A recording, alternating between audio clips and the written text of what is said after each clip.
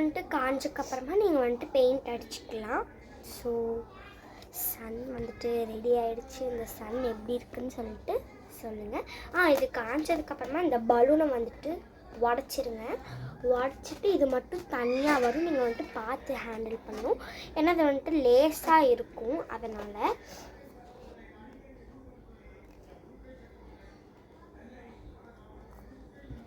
ஒரு ப்ரஷ் வந்துட்டு நீங்கள் எடுத்துக்கலாம்.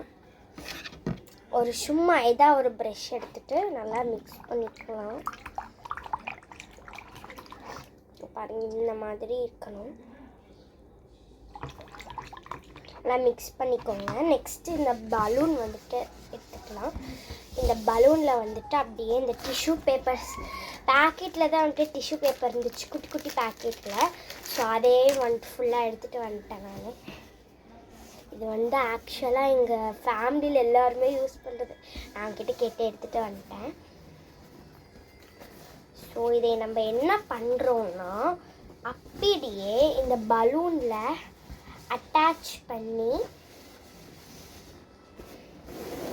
இந்த மாதிரி வச்சு இந்த ப்ரெஷ்ஷில் வந்துட்டு இந்த தண்ணி எடுத்து இப்படி வச்சா அந்த அந்த டிஷ்யூ பேப்பர் வந்துட்டு அப்படியே ஒட்டிக்கும்.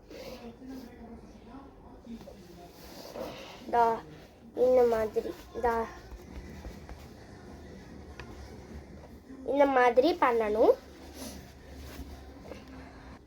ஸோ காய்ஸ், இந்த மாதிரி வந்துட்டு பண்ணிட்டுக்கோங்க டிஷ்யூ பேப்பர்ஸ் எல்லாம்.